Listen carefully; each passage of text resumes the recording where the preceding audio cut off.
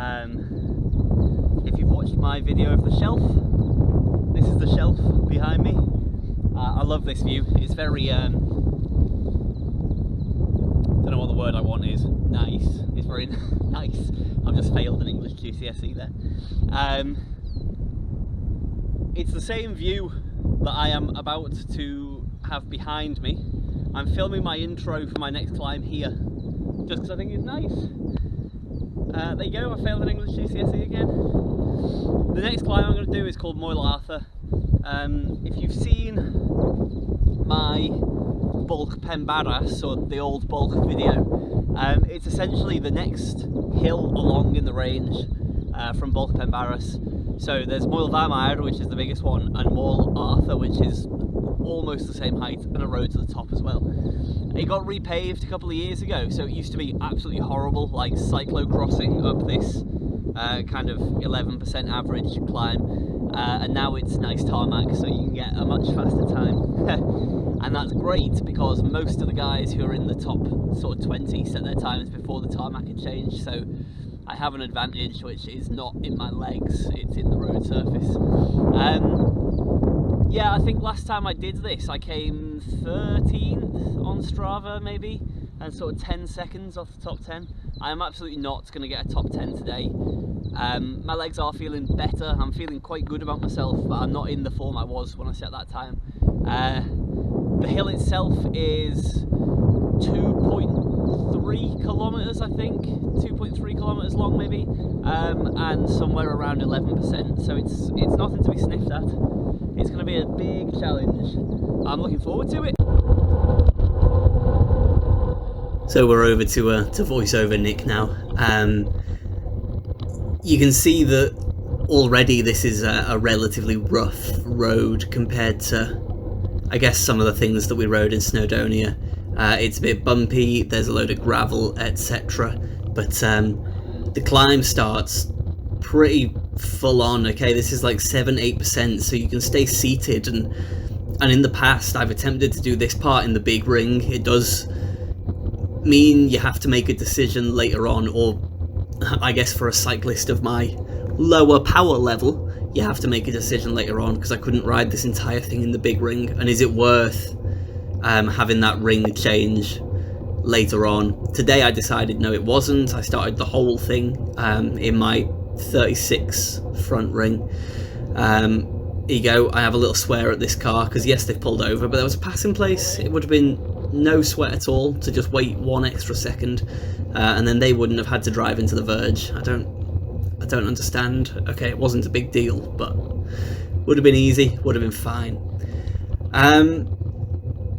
So for me, actually, a cadence of 60 to 70 is relatively high here. I'm kind of staying seated and trying to perhaps not spin, but try and keep a really consistent turn. If you look on the picture-in-picture of the rear view, actually it doesn't take long to have a really nice view, but these high-hedged roads, they are a bit boring, aren't they? The climb is great, but the cinematic experience isn't quite what it could be, so I do apologise for that, guys. Watching this video back, I'm actually surprised by how high my power is for quite so long. I know I'm only a couple of minutes into this climb, but I've really stuck north of 350 for quite a long time, and I'm impressed that I've managed to sustain it, and I'm a bit annoyed because no wonder I tail off in power so much later on. As you can see, the gradient's getting up now, 15-16%. This is exactly what I was saying about, you know, if I'd have stuck in the big ring, I'd have ground to a halt. It would have been like the erg mode spiral of death at this point. So I'm glad that I took it all in the little ring, and you can have those much smaller shifts. In my head, this is the really hard section now. I recognise this turn off. I think there's like a little self-catering accommodation or caravan site or something down to the left, and this part feels particularly steep. Now the Garmin grade isn't saying it's anything remarkable, but this is where I tend to be out of the saddle, really trying to push on up here, and this is where I expect the leg burn. Again, if you look down on the picture-in-picture, you can see that there's it's a nice day behind me. my rear camera catches the light much better than my front camera. My front camera makes it look a bit gloomy. Maybe it's a setting I've got. Ah, there you go. You can see why I think this is the steep part, because here we are, 18%. That's proper. And, you know, for being, I'm sort of three and a bit minutes into this climb at this point, and I've taken it quite hot quite early on. This section is tough. So I've clearly, yeah, kind of struggled. I've changed down a gear there, and that's why I'm struggling to get back into a rhythm with my power. It's a bit up and down again. And I'll have this mental battle with myself of, do I sit down and accept a lower power and spin, or do I really push to get up here, knowing that that crest isn't really recovery. That crest is slightly less intense gradient, but I still need to be able to push all the way over that. So that's always something I struggle with a little bit. Again, I've just found a car coming the other way, and they've caught me all the way over the other side of the road. Head down in my Garmin. I was probably just watching power, which isn't ideal, but it is how I tend to go about these climbs. Whew, 23-24%. I didn't know it got that steep here, but yeah, doing 370 watts and 6 kilometers an hour. Fully believe it.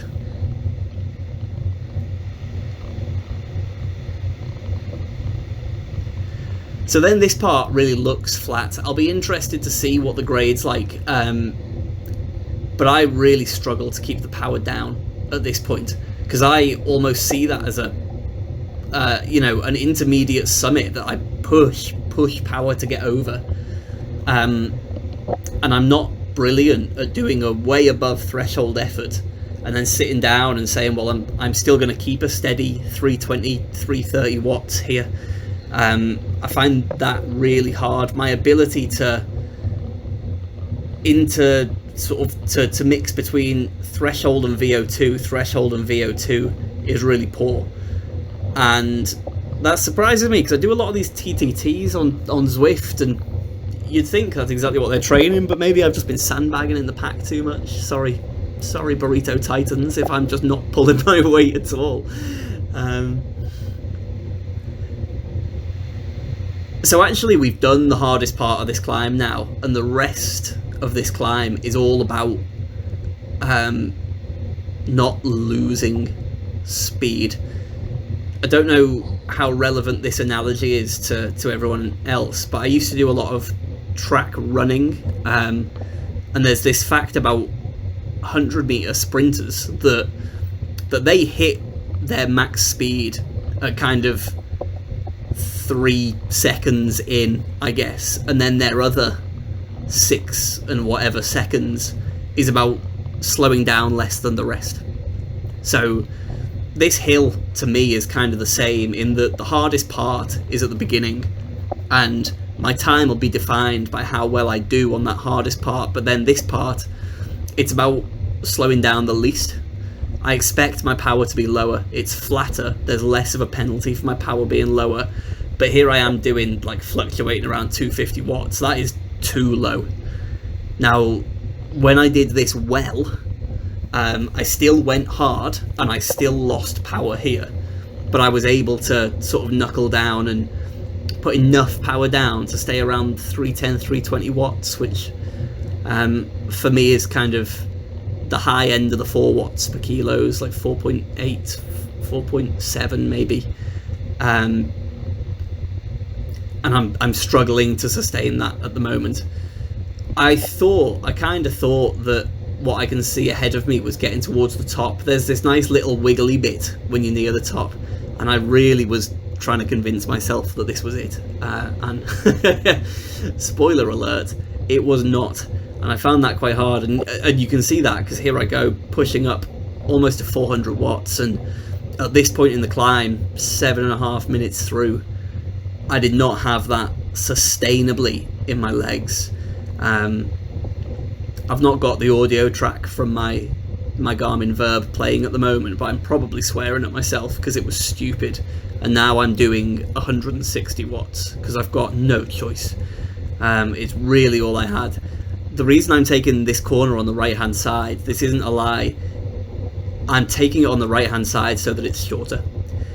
And I don't know if that makes any difference on Strava whatsoever, but when I'm riding, if I think taking the inside of a bend is going to mean I travel less distance to complete a segment, I am absolutely doing that. So yeah, let me know in the comments section down below if that is stupid.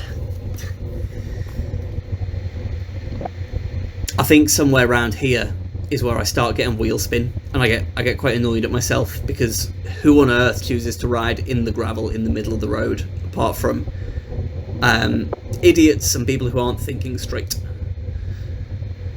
It's around this point that I start to question my fueling plan, because there's a really nice flat road for about 4 miles before the bottom of this, and for some reason I didn't eat any flapjack whilst I was riding along it. And it had been quite a long time since I'd had any flapjack, and I was hungry. And I feel like if you're hungry in your stomach, your legs have already been depleted. So that was foolish. That was not my smartest move. There's a car behind me, if you see the picture in picture, and I kind of knew that the end was soon, and I kind of wanted to do a decent time on this segment. So yes, it was a bit of a dick move of me to not pull over. But I kind of thought, well, it's going to be less than a minute. They can get on with it. I suspect a car coming up here is only going to the car park at the top anyway, so we're going to the same place. They can just finish when I finish. And that gate there, you can see, is the top. Fantastic. That was a glorious sight for me. And it was quite busy. It's a nice area, so not surprised it was quite busy with families, kids, etc. There's some nice walking to be done in the hills around here. Probably all Scousers like me, just out for a day out, annoying the locals no end, I don't doubt it.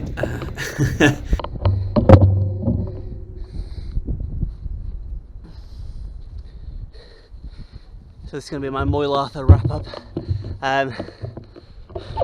It's a hard climb, that.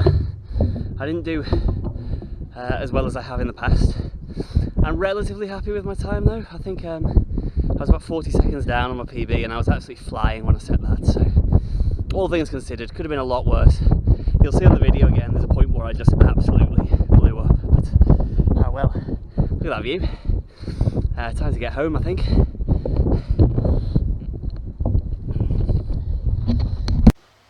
Hello guys, I did think about changing my clothes and pretending that I'm not recording these 2 outros for the same ride, different videos at the same time, but no, this is straight after I've recorded my Hope Mountain outro.